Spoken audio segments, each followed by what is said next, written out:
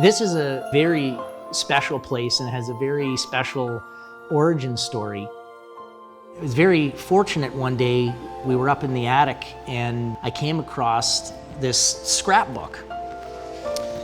And it goes right back to when the village was just an idea back in the end of 1953 and early 1954. It's almost like our guidebook. I'll just take you through this and give you an example of this. Well, here we are in a warm evening in June, just about halfway through the year. I imagine one of the farthest things from your mind is Christmas. Santa Claus is hardly the man of the moment, but he is in evidence at least one place. Not the North Pole, as you might expect. It's Bracebridge, one of the resort towns on Ontario's Lake Muskoka. Actually, Santa's Village, as it's called, is exactly midway between the North Pole and the equator.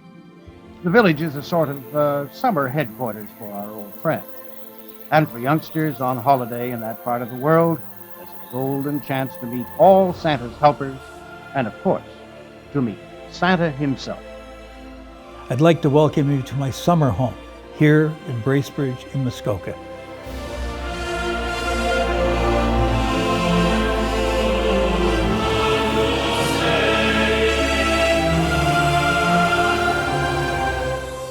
And I've come here for so many years. I just love being here. I love being in Muskoka. The children find this to be just a magical, wonderful place. For many people, especially the parents, this place is reminiscent of a good time in their childhood. This place embodies fun and family. It's a real-world place that allows people to enter into, as far as they want to, the world of make-believe and have fun with it. It was magical. Yes, that's right. That's the Really? word, yes. It's the fantasy, it's the wonder of Christmas made real. The natural wonders of Earth are on display here as they have been unchanged for thousands of years. Today, the beaver symbolizes Canada's industry and progress.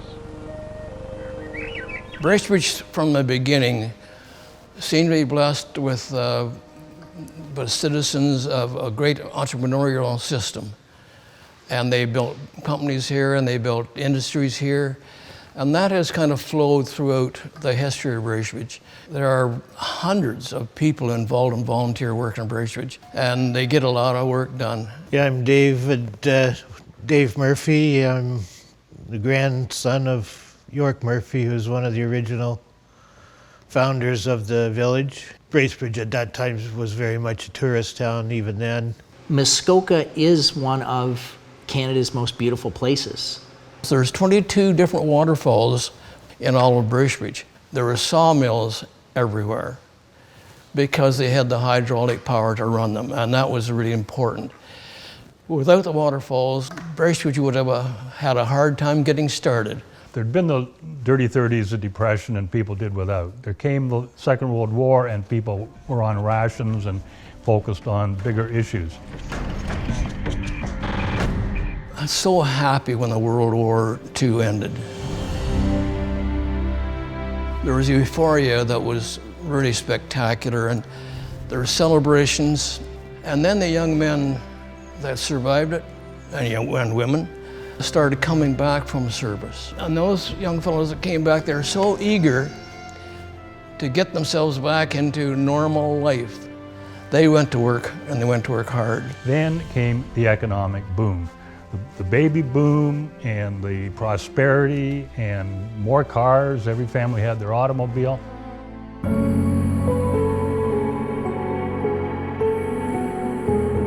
But in the 1950s in Bracebridge, people were not too excited about what was going on with the economy of Bracebridge. The Bird Woolen Mills, which was the biggest employer in town, had closed down. We were known for making beautiful, gorgeous mahogany boats. But the building of them was slowing down and disappearing because fiberglass hulls were now being formed right here in Bracebridge. So the mahogany boats businesses just closed down.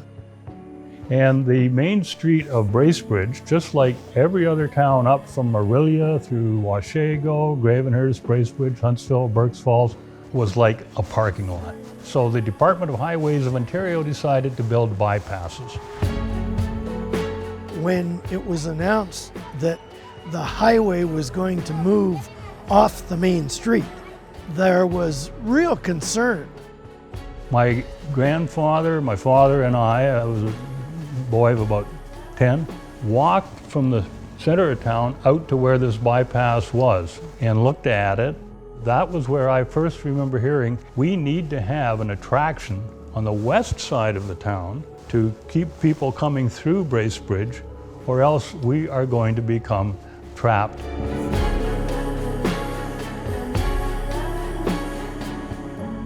That was what really created, I think, the entrepreneurs of Bracebridge to stand up and be counted and start doing things.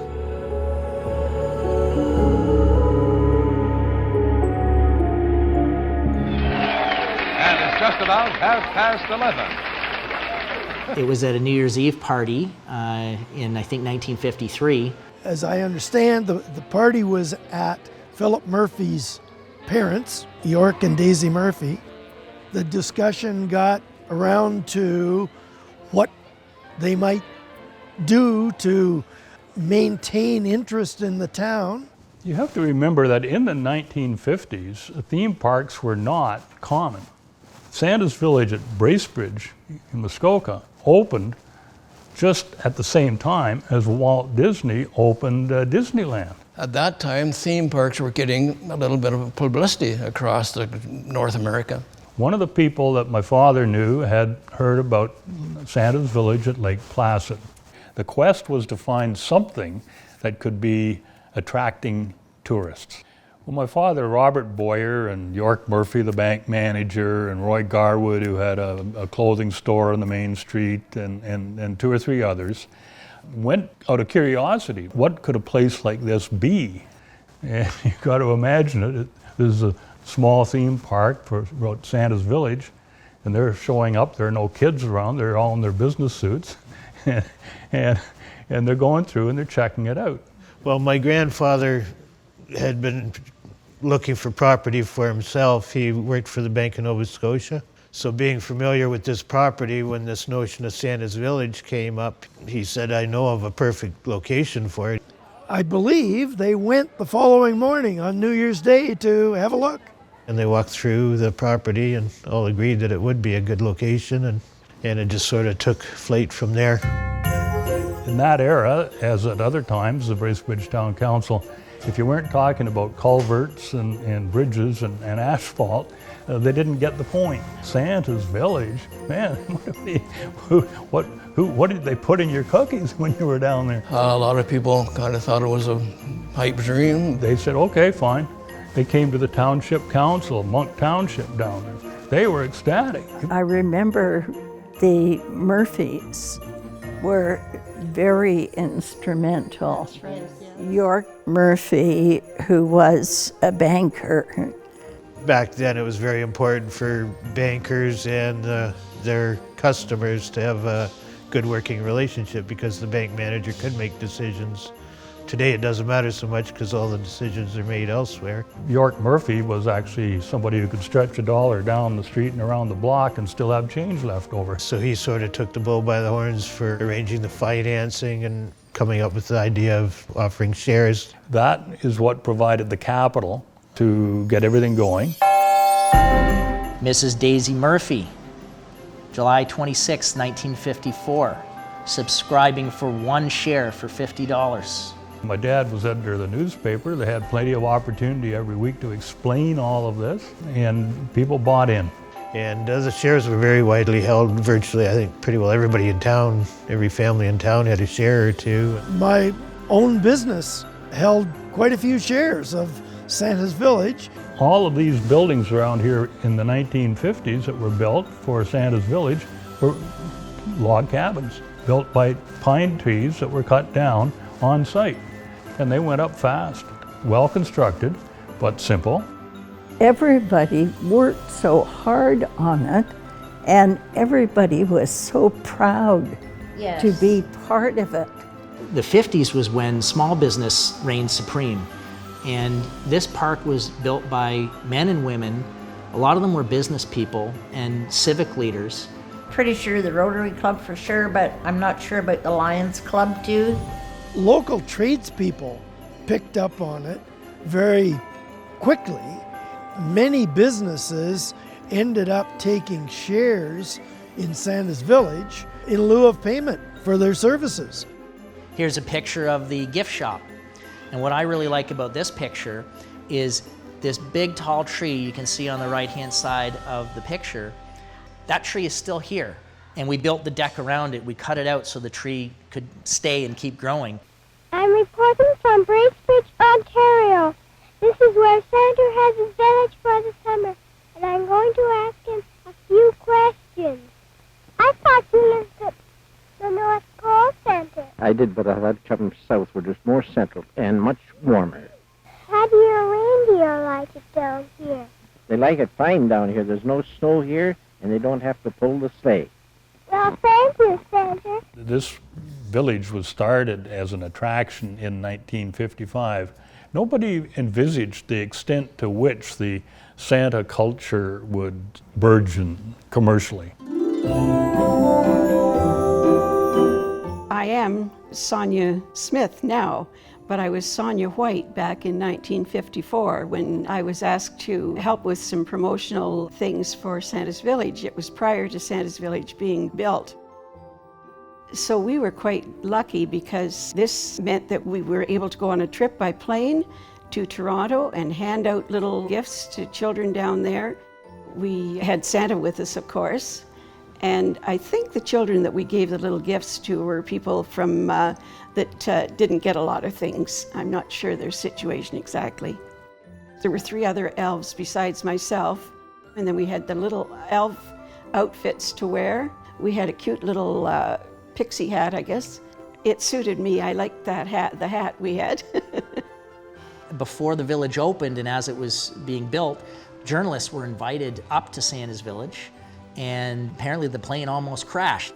And it got wide publicity. Nothing but smiles in these photos, but apparently it was scary because of how windy it was that day.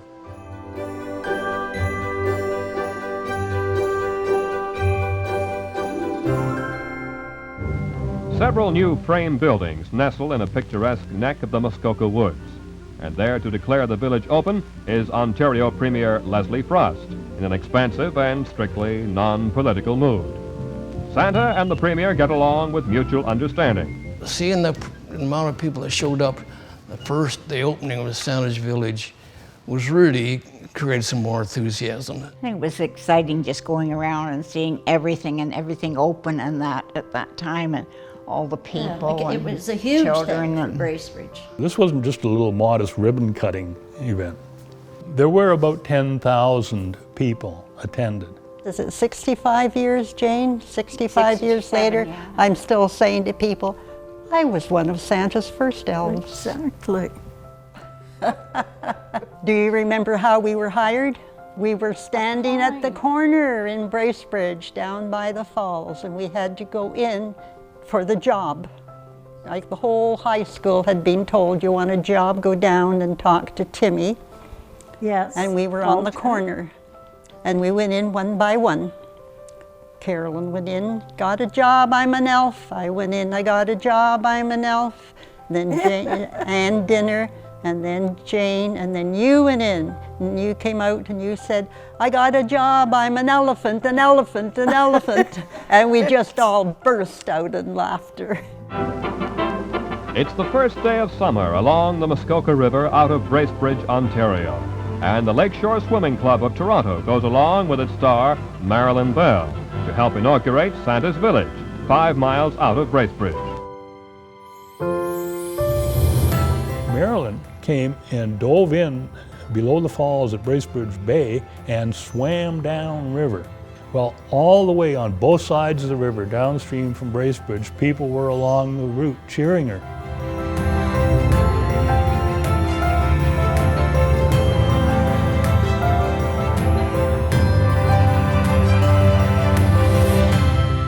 Some of the younger people may not know who Marilyn Bell was, but she was quite a celebrity at the time. She was the first girl to swim across Lake Ontario. She was my hero, and she still is. The whole weekend was so exciting. Everything was just happening so fast with us. And our outfits were so cute. Oh yes, With we were so cute. Oh, we were. I wish I could get into one of them now. Unicorns are really neat. Can I show you the shoes? Along with our little costumes, we had these very beautiful red leather shoes. Right. Now, if I had the rest of the costume, we had tights. Good thing I don't have to put those on today. Yeah, I know. Although I think my legs That would be scary. are still as skinny as they were then. There now, how do you like that? Yeah. They were so cute. I love them. I just love them. There's me. There are my little boots. It's just a once-in-a-lifetime job that we had. Oh, it was. Really. Who would have thought? There's a pageant of nursery rhyme characters announced by the town crier of the village. Alice in Wonderland, Cinderella and the Prince are followed by a famous pair who find going up slower than tumbling down. The Santa Parade was led by the Bracebridge Pipe Band, and the excitement of Moffat Agers reached its climax with a firecracker salute. You used to be greeted at the gate coming in your car, and you'd pay. It's like going to drive-in, or similar to going to drive-in. You paid at the gate and stuck a bumper sticker on the car, and you parked, and away you went for the day.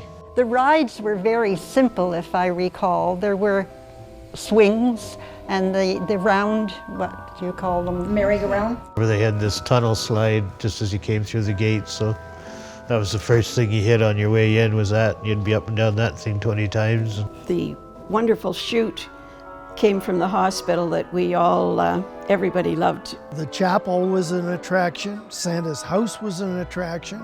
But then there would be the train ride, and then the boat ride, and the archery range, and the skits that were going on. There was little Miss Muffet who sat on her tuffet eating her curds and whey, and along came a spider and sat down beside her and scared Miss Muffet away. And that was acted out. It was my sister who was sitting on the Muffet, and the fellow that she finally married, eventually married, was doing the controls that lowered the spider out of the tree. This was me when I was Bo Peep. And there was the goose that laid the golden egg. That was me. I had that role at one time. The other thing I found was so neat is all the costumes that all the other players had. They were so much fun, and everybody enjoyed it so much. They all played their roles really well, like for 14, 15-year-old kids. That was another way that this community really became part of Santa's Village. I had a number of friends who worked here, and one of them was on the archery range. Well, you don't just have some kid running an archery range. You have Robin Hood, peaked hat with the feathers. I had a garment, you know, with a tunic and my green leotards and my red boots. This is Santa and Snowbo. There's the dog. Yeah. We used to like to walk the dog down the road, though, because there were Robin Hood and his merry men were archers that had come up from Toronto, and they were a group of young men that we found quite exciting to be around, and they obviously did us too. They were interested in learning how to shoot an arrow, so I'd have to teach them. And you hold it like this, and then you draw back like this. And it was one of those 15, 16-year-old type thing. We were embracing, really, at the archery range is what we were doing. And it was kind of fun.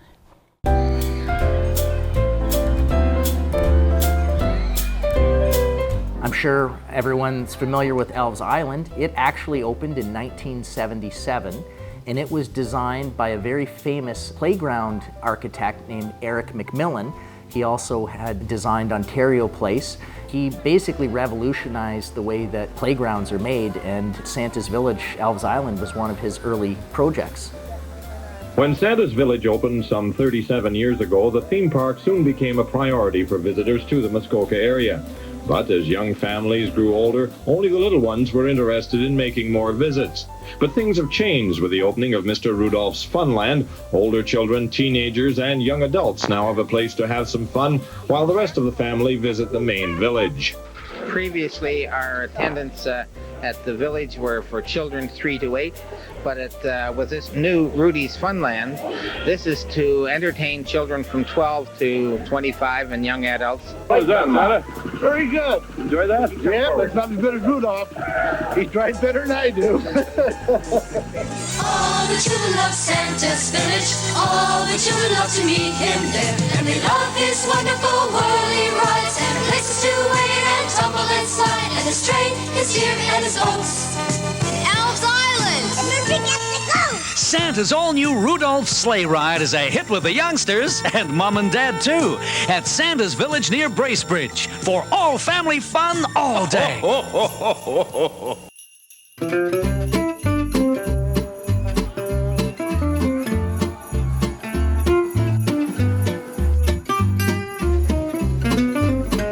For us to be sort of at an optimum level, we need to have upwards of about 180 employees. One of the main contributions that I see that the village has made has been an intro to work for literally hundreds of local teenagers.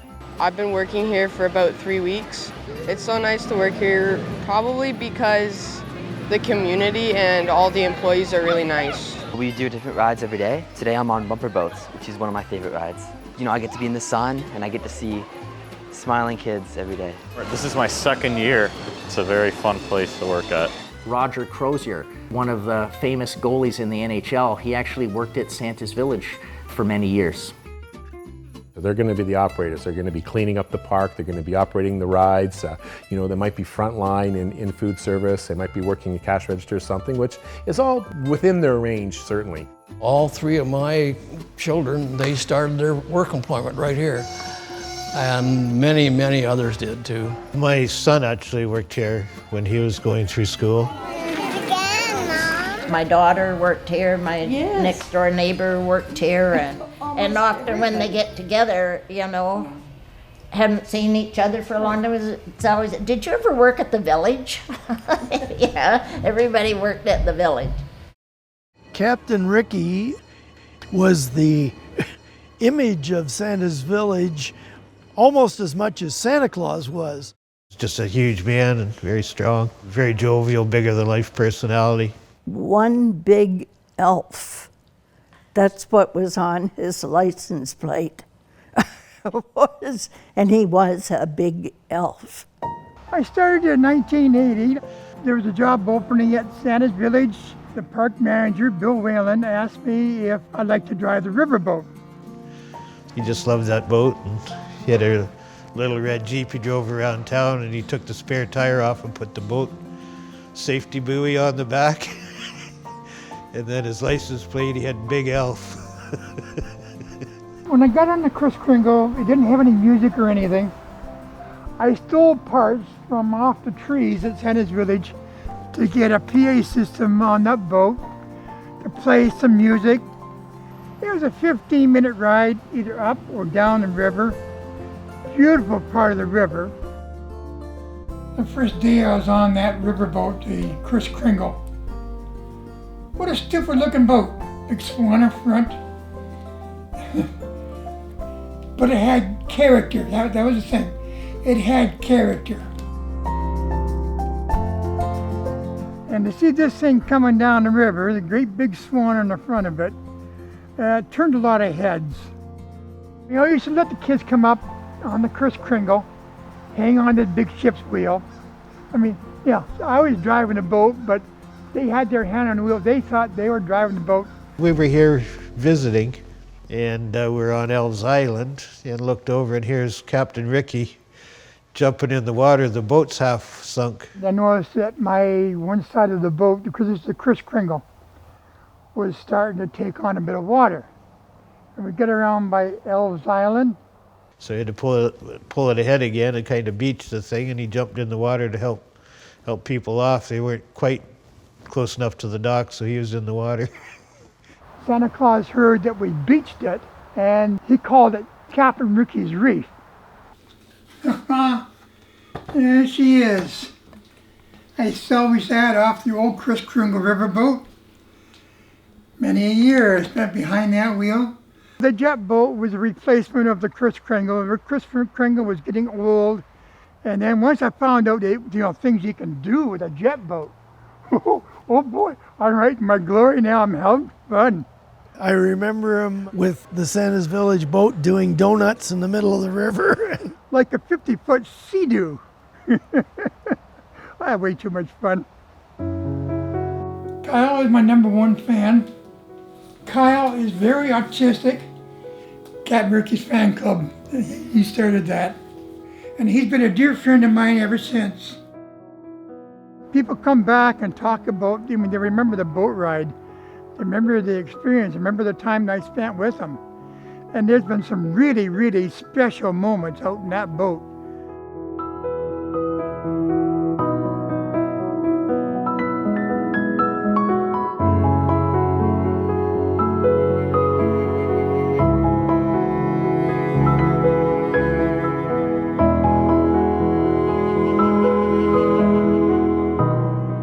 That was hard.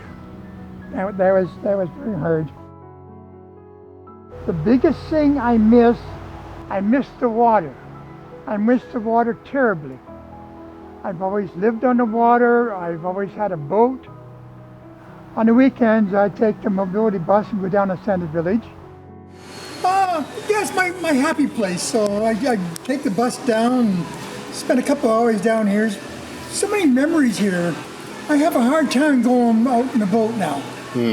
Just because, one good thing about it, I used to have a couple of CDs that had some kids' music on it. Now, if I can, if I'm feeling down at all, I just plug it in and I'm in my happy place then. That's good. I've done a lot of things in my life, gone a lot of places, made a lot of memories along the way. I can live them forever. I'm glad that I got a chance to be on the river and share some of my fun with the people. And there have been times over the years where Santa's Village probably came close to disappearing forever. There have been 2 hostile takeover attempts. I was on the board for one takeover attempt. There was a group of investors wanted to buy it just for the real estate. I think they had plans of a condominium development or something to that effect. The board was not particularly receptive to what the outside party wanted to do, and they fought and fought and fought, and I think I remember the number, $150,000 was spent in legal fees to quash it. They had a share buyback, and that's actually Father sort of got more heavily involved in it then. He bought quite a few of the shares that people wanted to get rid of and sort of consolidate the shares from hundreds to, I think it was 40 or 50 shareholders you could have.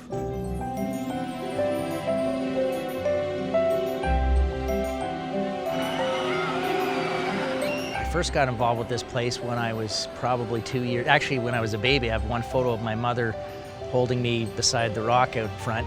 Brad Dunkley, that owns it now, came in and bought Father out. The owners and the manager they're really keen to make this work, and they're expanding all the time. They have plans to make it bigger and bigger. Got involved as an owner together with Sarah back in 2016 was our first season. My name is Sarah Dunkley, and I am one of the owners, and I'm actually the president of Santa's Village, so that's my formal title. So I'm the one in charge of Brad. I'm the owner of Christmas Past. She's more on Christmas Future and is very heavily involved in new rides, new theming. So this is my favorite sign, and this is the entrance to the Enchanted Forest. So the Enchanted Forest is archery, BB guns, and our suspension bridge. What we've come to discover is that Christmas comes first, Santa comes first, but we've got a lot of guidance going back to the original vision that the founders had for the place. I know the village on opening day was nothing even close compared to what it is today. It was wonderful then, but it's much bigger now. New things added, things changed up. The kind of nursery rhymes that we acted out in the 1950s and 60s and skits and demonstrations and so on would probably be lost on kids today. My hat's off to Jamie who manages it now, because there's so much more now than there was then. We've been in what I would consider, a very aggressive renewal program. Now we're almost 7 decades on, and it's still going better and stronger than ever. You'll notice a lot of the rides we've built have been rides that families can enjoy together, and that's one of the things that's really important for me is I want generations of families riding the ride together, building the memories together, having fun together. Put your face right up in it, love. Yeah, all the way in. There you go. The Penguin ride still is probably our most popular ride. It's really well loved by kids. It's a really fun ride. The second ride we did was the balloon tower. So those particular balloons, when you get in them, the children can spin them like crazy on their own, however fast they want it. So the next year we put in the farm tractors. We put in the bumper boats on the pond. And then we also built the carousel. Those projects, there was a lot to attack in one year, and that was actually the year we also had the flood. We had always been used to the river going up. It happens every year here, and obviously when the park was designed, that was taken into account. But 2018 was one of those 1 in 100-year floods. But the good news is that we didn't have much damage at all, because we do locate our structures either back enough or they're up from the ground enough. But it did cause us to open later. Then the next year, we decided that it was time to put in a new train.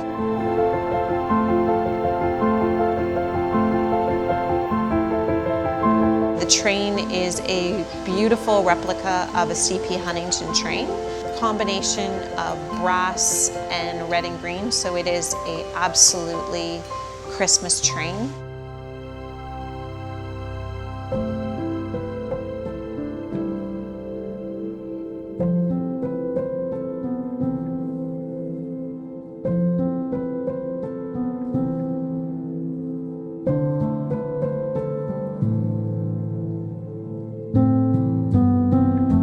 All kinds of things can interfere with the recreation industry.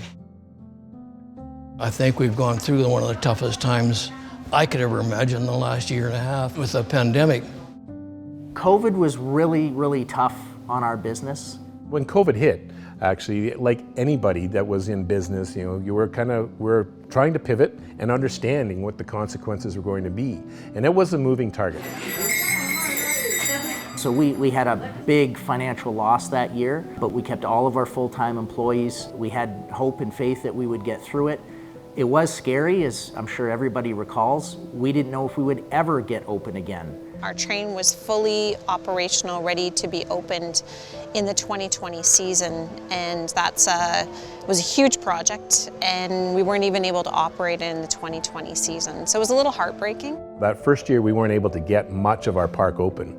We were allowed to open the riverboat, we could get the paddle boats going, there was some of our aerial park, but none of the rides could happen. So it really kind of impacted our operations significantly. We looked at what attractions we thought the government would have allowed to be open, so we knew they were favoring outdoor experience and definitely not rides. And that's when we decided to do a pivot, and we built the hiking trails. Fortunately, the second year of the pandemic, when we got into 2021, we could open a lot more with some restrictions, capacity restrictions, and we're just very thankful that it seems that most of it's behind us now. we realized we had to go all in and grow this business in order for it to survive. And it's true, if you're not staying relevant, if you're not keeping up with consumer interests and desires, if you're not growing, this business will die.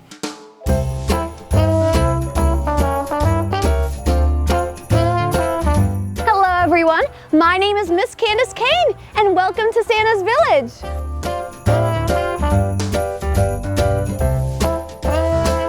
Candace Kane is one of our head elves, and she helps run elf school.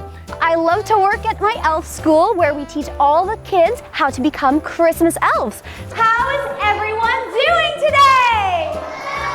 Good! So it starts with knowing a little bit about Christmas. We ask some Christmas questions, and then we talk about the Christmas magic, which is the key. I just love growing candy canes up at my candy farm, up in the North Pole. What do you do with your friends and family to make magic around the holidays? I think it's been great for our employees too, because it's a very creative job where they get to, basically invent their own roles. My name is Chip Jingle. I've started working here pretty recently. I've only been working here for about 100 years at this point. The second part of elf school, they actually go into a magical toy shop where there's a very wonderful machine called the Elfomatic 3000, and it uses Christmas magic, and the kids get to help make toys, and they're magically sent to the North Pole. The campground was always sort of viewed as a property that could maybe be utilized for another purpose. But we started developing it by packaging it. And we learned quickly that when we started to give people a roof structure, like a cabin or something, that it would be, there was a real need. So we're looking at things like tree fort camping, prospector camping, maybe wilderness where you have to actually hike back to your site. Our campground, we feel, is sort of the next thing for us, because anything that we do at the campground, we know those people are going to be coming to the village, and there's a real synergy to that. We knew we had to build a new front entrance. The prior front entrance dated to the early 1980s. The actual gatehouse was original from 1955.